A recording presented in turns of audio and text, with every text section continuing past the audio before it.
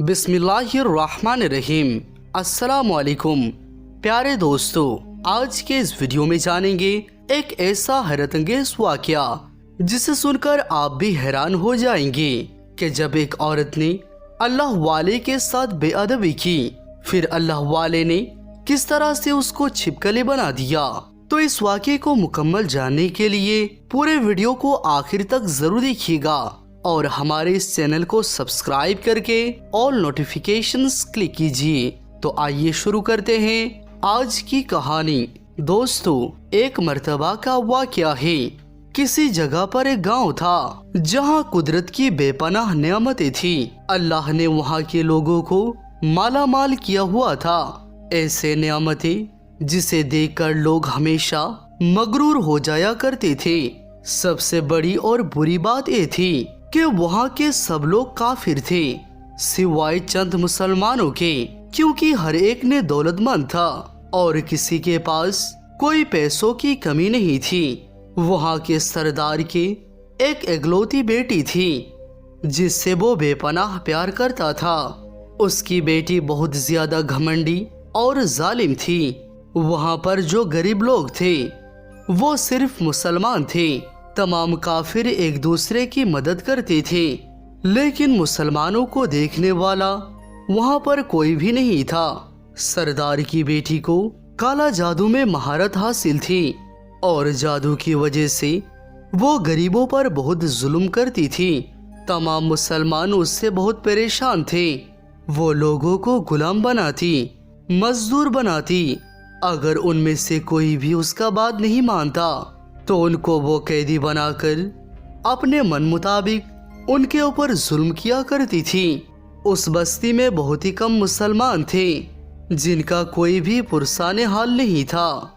कोई उनको बचाने वाला भी नहीं था। जब उस सरदार की बेटी का जुल्म हद से ज्यादा बढ़ गया तो मुसलमानों में से एक बूढ़े शख्स ने अल्लाह के हुजूर गिड़गिड़ा कर दुआ की, या अल्लाह, हमारी चंद नस्लें जो एक यहाँ पर बची हुई है, नस्लों को तो हिफाजत अता फरमा।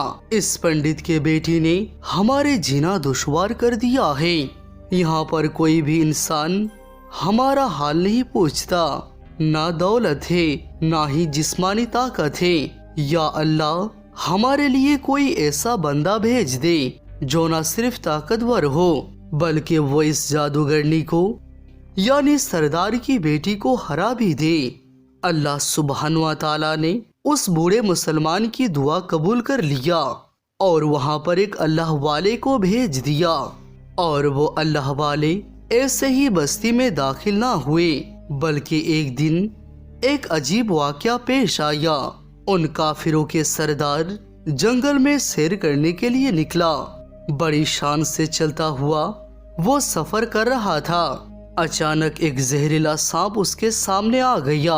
उस जहरीले सांप ने करीब आकर सरदार को डस लिया और वो बेहोश होकर नीचे गिर गया।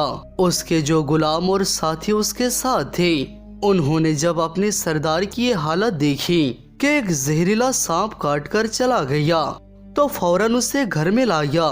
उस लड़की ने अपने बाप की हालत देखी तो आसपास के बड़े बड़े हाकिम बुलाए गए, लेकिन अजीब बात ये थी कि लाख कोशिशों के बावजूद जहर को निकलने में सारे नाकाम हो रहे थे और जहर तेजी के साथ उसके जिस्म में फैल रहा था। कोई भी उस जहर को जिस्म से निकलने में कामयाब ना हुआ। लेकिन उसी वक्त वहाँ पर एक दरवेश की आमद हुई। एक अल्लाह वाले वहाँ पर आ गए। उन्हें तो अल्लाह वाले ने इसी मकसद के लिए ही भेजा था। अल्लाह के उस वली ने सरदार के घर के पास पहुंचकर दरवाजे पर दस्तक दी। नौकरों ने कहा, किससे मिलना है? उस अल्लाह वाले ने कहा, क्या यहाँ के सरदार को सांप ने डस लिया है? ऐ सुनकर नौकरों को ताज्जुब हुआ। वो कहने लगे कि तुम्हें कैसे मालूम कि हमारे सरदार को सांप ने डस लिया है? तुम तो हमें अजनबी मालूम देते हो। हमने तुम्हें आज से पहले कभी नहीं देखा।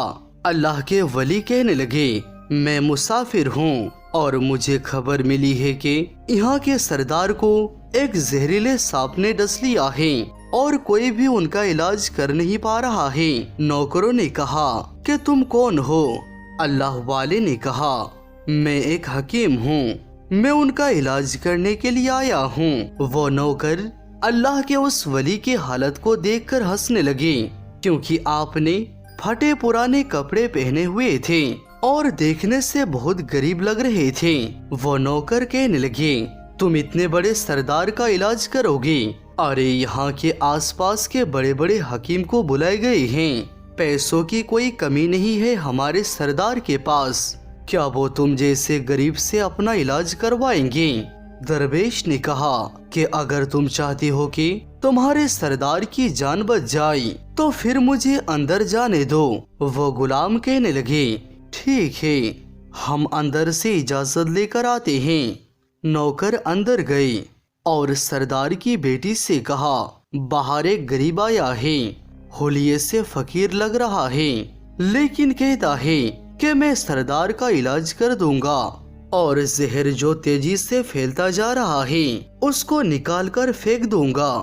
اس کی بیٹی کہنے لگی ٹھیک ہے، اس کو اندر بلاؤ۔ جب وہ اللہ والے اس گھر میں آئے تو دیکھا کہ سردار زہر کی درد سے تڑپ رہا ہے اور اپنے ٹانگ کو بار بار بستر پر پٹک رہا ہے۔ اللہ کے اس ولی نے اس کی پیر کی طرف دیکھا اور جہاں سانپ نے کاٹا تھا اس جگہ اللہ والے نے تھوک دیا اور فوراً وہاں سے بھاگ گئے۔ اس کے سارے سپاہی اور اس کی بیٹی حیران ہو گئے کہ کون دیوانہ ہے، کمرے میں آیا اور علاج کرنے کے بجائے اس پر تھوک دیا جہاں پر سانپ نے کاٹا تھا اور پھر بھاگ بھی گیا۔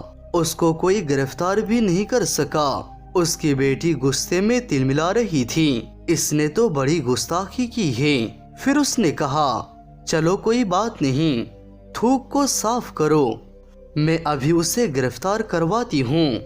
جیسے ہی حکیم نے تھوک کو صاف کرنے کے لیے رومال پکڑا تو وہ حیران ہوتے ہوئے رک گیا۔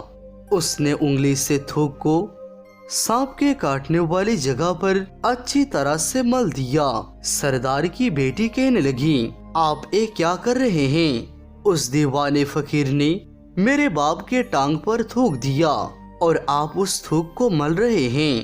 حکیم نے اپنے ہاتھ کے اشارے سے سردار کی بیٹی کو روک دیا۔ جیسے ہی اس تھوک کو سردار کی ٹانگ پر ملا گیا فوراً ہی سارے زہر کا اثر ختم ہو گیا۔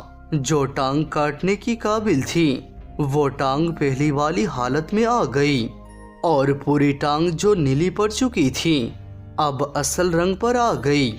اور جب وہ قبیلے کا سردار ہوش میں آیا تو حیران رہ گیا جب اسے بتایا گیا کہ ایک فقیر بابا کی تھوک کی وجہ سے آپ ٹھیک ہوئے ہیں۔ تو اس نے کہا بھائی وہ تو ہمارا مسیحا ہے، تم لوگوں نے انہیں جانے کیوں دیا؟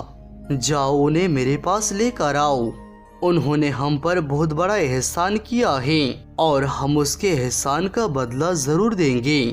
اس کی بیٹی جو خاموشی سے اپنے باپ کو دیکھ رہی تھی اس نے کچھ بھی نہیں کہا۔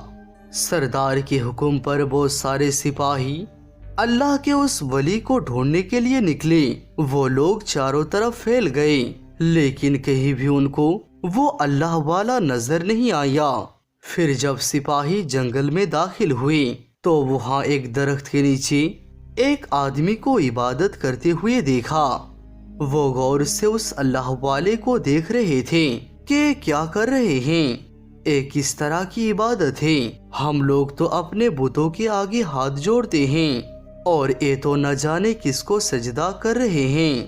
خیر عبادت کے بعد ان اللہ والے کو فوراً پکڑ لیا گیا اور گاؤں کے سردار کے سامنے پیش کیا گیا۔ وہ کہنے لگا آپ کون ہیں، کہاں سے آئے ہیں؟ سب سے پہلے تو گستاخی کی معافی چاہتا ہوں کہ میرے لوگوں نے آپ کی بہت بے عزتی کی، لیکن آپ کی وجہ سے آج میں زندہ ہوں۔ ہم گناہ گاروں کی آنکھ آپ کو پہچان نہ سکی، اس کے لیے میں آپ سے معذرت چاہتا ہوں۔ آپ سے درخواست کرتا ہوں کہ آپ میری طرف سے ایک قیمتی لباس یعنی ایک کپڑے اور اے عربی گھوڑا قبول کیجئے۔ اللہ والے نے مسکرا کر اس کی طرف دیکھا اور بولا اے گھوڑا اور لباس بہت قیمتی ہے، میں ایک قیمتی لباس پہن کر جب اس گھوڑے کے لیے گھاس کاٹوں گا تو کیا میں اچھا لگوں گا؟ گاؤں کے سردار نے کہا آپ اس بات کی فکر نہ کریں، گھوڑے کے ساتھ نوکر بھی دیے جائیں گے۔ اللہ والے نے کہا اتنے مال و دولت اور نوکروں کے ساتھ میں اکیلا رہوں گا؟ گاؤں کا سردار بولا حضور آپ کی یہ بات سن کر میں سوچ میں گم ہو گیا ہوں، لیکن میری اے بیٹی آپ کے سامنے ہے۔ بیٹی حیرت سے اپنے باپ کو دیکھ رہی تھی کہ میرا باپ کیا کہنے والا ہے۔ سردار نے کہا میری بیٹی جسے آپ نے دیکھ لیا ہے اس کی شادی آپ سے کر دی جائے گی، مگر ایک شرط ہے، آپ کو آپ کے مذہب کو چھوڑنا ہوگا۔ میرے سپاہیوں نے آپ کو عبادت کرتے ہوئے دیکھا ہے، اور جہاں تک ہماری معلومات ہے کہ ہم بتوں کے آگے سجدہ کرتے ہیں، ان کی عبادت کرتے ہیں، اور آپ جس کے آگے سجدہ کر رہے تھے وہ آپ کا اللہ ہے، اور آپ ایک مسلمان ہیں، اسی لیے آپ کو آپ کا مذہب چھوڑنا ہوگا۔ کیا آپ ایسا کر سکتے ہیں؟ اللہ والے نے کہا مجھے ایک بات بتائیے، آپ مجھ میں سب کچھ دیکھ رہے ہیں، آپ نے مجھے ایک دعا بھی دی کہ میری بہت سی اولادیں ہو اور آپ کی نسل آپ کی بیٹی کے ذریعے چلے۔ آپ مجھے ایک بات بتائیں، اگر ان بچوں میں سے کسی بچے کو خدا نہ خواستہ کچھ ہو گیا تو رونا کس کو پڑے گا؟ تو پنڈت نے جواب دیا حضور اگر خدا نہ خواستہ ایسا ہوا تو رونا تو پھر آپ کو ہی پڑے گا۔ اللہ والے نے مسکرا کر کہا اگر یہ سارا مال لے کر مجھے رونا ہی پڑے گا تو آپ اپنا گھوڑا، اپنی دولت، اپنی بیٹی، ہر چیز اپنے پاس ہی واپس رکھ لو، میں خوش ہوں کہ میں ایک مسلمان ہوں۔ اگر یہ تمام چیزیں لے کر مجھے اپنا مذہب چھوڑنا پڑے تو میں اپنے جان دے کر بھی اپنے مذہب کو نہیں چھوڑوں گا۔ جس رب نے مجھے پیدا کیا، کیا اس رب کے دین کو چھوڑ کر آپ کے پاس چلا آؤں صرف ان چند پیسوں کے لیے؟ میں ایسا ہرگز نہیں کر سکتا۔ میں اپنی درویشی میں بہت خوش ہوں۔ اللہ نے مجھے جس مقصد کے لیے یہاں بھیجا ہے بس وہی مقصد پورا ہو جائے۔ گاؤں کے سردار نے پوچھا کیا مقصد ہے آپ کا؟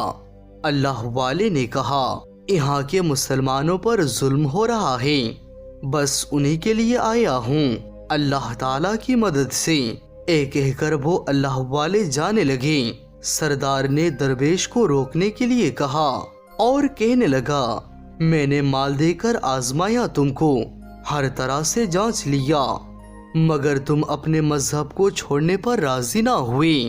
اگر تم یہی سب کرنے کے لیے آئے تھے تو کیا تمہیں کسی بات کا ڈر نہیں؟ تم جانتے نہیں ہو کہ ہم کتنے طاقتور ہیں؟ ہماری بیٹی اپنے عمل میں اتنی ماہر ہے کہ تمہیں یہاں کھڑے کھڑے جنگلی جانور بنا سکتی ہے۔ اللہ والے مسکرا کر کہنے لگے اس نے جانور تو کمزور لوگوں کو بنایا ہوگا، مجھے جانور بنا کر دکھائی۔ اس سے پہلے کہ گاؤں کا سردار اپنی بیٹی سے کہتا کہ اس پر وار کرو کہ اللہ والے نے جادوگرنی پر ایک پھونک ماری اور وہ اسی وقت ایک بڑی سی چھپکلی بن گئی۔ وہ کچھ نہیں کر پا رہی تھی، وہ چھپکلی اتنی بڑی سی تھی کہ وہاں پر جتنے بھی انسان کھڑے تھے ان سب میں سب سے بڑا اونچا قد اسی کا تھا۔ وہ چھپکلی اللہ والے کے پاس آنے لگی اور اپنا زہر ان پر اگلنا چاہتی تھی، تو اسی وقت انہوں نے اس کے منہ پر تھوک دیا۔ تھوکنے کی دیر تھی کہ وہ جلنے لگی۔ وہ تھوک کیا تھا؟ جیسے تیزاب ہو جس سے اس کے آدھا چہرہ پگھل رہا تھا، چہرہ جل کر کالا ہو رہا تھا۔ وہ مرنے ہی والی تھی کہ سردار دوڑتا ہوا آیا اور ان کے قدموں میں گر گیا اور معافی مانگنے لگا اور کہنے لگا حضرت اس کے گستاخی کے لیے آپ مجھے معاف کر دو۔ میں نے سچ میں آپ کو بہت ہی کمزور سمجھا اور آپ کے مذہب سے آپ کو ہٹانا چاہا۔ اگر میری بیٹی ٹھیک ہو جائے گی تو میں سچ کہتا ہوں ہم یہاں جتنے بھی لوگ موجود ہیں اے پوری بستی مسلمان ہو جائے گا۔ اللہ والے نے کہا ہم تمہیں اپنے دین میں شامل کرنے کے لیے نہیں کر رہے، بلکہ تم لوگ ہمارے مسلمان بھائیوں پر جو ظلم کرتے ہو اس ظلم کو ختم کرنے کے لیے آئے ہیں۔ ہمارے دین میں ظلم نہیں، زبردستی نہیں۔ اگر تمہاری بیٹی انسان بن کر سدھر جاتی ہے تو اس کو اس کی اصلی حالت میں لانے کے لیے میں خود اللہ سے دعا کروں گا۔ وہ سردار کہنے لگا ہاں میری بیٹی اصلی حالت میں آئے گی تو کسی پر ظلم نہیں کرے گی، بلکہ میں دل سے معافی چاہتا ہوں کہ میرے بیٹی نے جو کچھ بھی کیا آئندہ کوئی بھی کالا جادو کوئی بھی عمل نہیں کرے گی اور کسی بھی مسلمان پر کوئی ظلم بھی نہیں کرے گی۔ بس آپ اس کو دوبارہ سے انسان بنا دیجئے۔ اللہ والے نے اس چھپکلی پر دوبارہ سے پھونک ماری تو وہ پھر پہلے کی طرح انسان بن گئی اور اللہ والے کے قدموں سے لپٹ گئی اور کہنے لگی مجھے معاف کر دے، میں نے اپنے آپ کو بہت طاقتور سمجھا۔ اس لڑکی کا آدھا چہرہ کالا ہو چکا تھا۔ وہ کہنے لگی میں آج اپنے باپ کے ساتھ اپنے دست مبارک پر مسلمان ہونا چاہتا ہوں اور یہ وعدہ کرتی ہوں کہ آج کے بعد اس بستی میں کوئی بھی کافر کسی مسلمان پر ظلم نہیں کرے گا، بلکہ سب آپس میں مل جل کر بھائی چارے کے ساتھ رہیں گے اور سب مسلمان ہو جائیں گے۔ اور یوں ایک اللہ والے کے ہاتھوں پر وہ پنڈت اور اس کی بیٹی نے اسلام قبول کیا۔ پھر پنڈت نے اللہ والے سے اپنی بیٹی کی شادی کر دی اور پھر اس بستی میں ہمیشہ کے لیے امن و امان قائم ہو گیا۔ سبحان اللہ۔